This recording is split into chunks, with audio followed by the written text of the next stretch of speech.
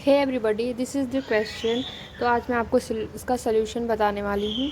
तो ये हमारे पास एक इक्वेशन हमें दे रखा है और हमें 2 गुणे 2 कोटि का आव्यूह बनाना है। ठीक है, तो इसके लिए सबसे पहले हमें यहाँ से 2 गुणे 2 कोटि का आव्यूह बनाने के लिए हम यहाँ पे पहले लिखेंगे A11, A12, यहाँ A21 एंड A22।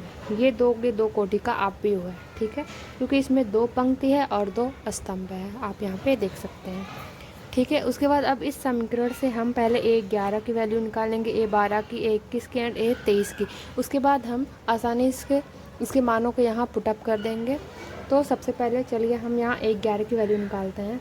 A11 की वैल्यू निकालने के लिए हमें I का मान 1 रखना पड़ेगा और J का मान भी 1 रखना पड़ेगा इस समीकरण से। ठीक है, तो I का मान अगर हम 1 रखेंगे प्लस 2 इंटू हमें J का मान भी 1 ही रखना और ये पूरे का स्क्वायर है अपान 2।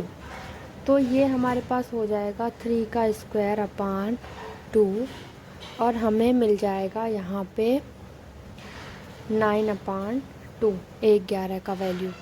ठीक है, और अब अगर हम A12 की वैल्यू यहाँ से निकालें तो हमें यहाँ I का मान 1 रखना है और J का मान 2 रखना है। ठीक है, तो अब हम इस इक्वेशन में फिर ये पुटअप करेंगे। ठीक है, 1 प्लस 2 गुणे 2 का स्क्वायर अपान 2।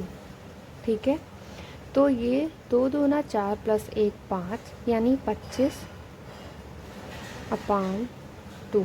ठीक है, उसके बाद अगर हम यहाँ से A21 की वैल्यू निकालें, सेम वही चीज़ हमें करना है। Aij यानी ये इधर वाला जो वैल्यू होता है ये I का मान होता है और इधर जो होता है वो J का मान होता है। ठीक है, आप इससे कंपेयर कर सकते हैं। देखिए,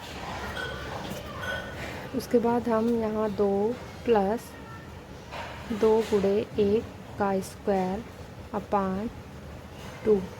ठीक है, तो ये बन जाएगा हमारे पास 16/2।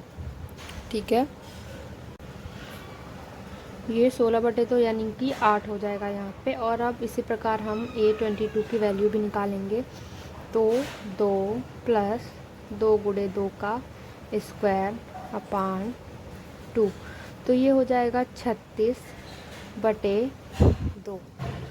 ये हमारे पास हो जाएगा 18 और सेम वैल्यू हम इसमें पुटअप कर लेंगे तो हमारे पास वो आव्यूह 2 गुणे 2 कोटि का आव्यूह मिल जाएगा। A11 का वैल्यू कितना है 9 अपान 2, A12 की वैल्यू 25 अपान 2, A21 की वैल्यू 8 है एंड A22 की वैल्यू 18 है।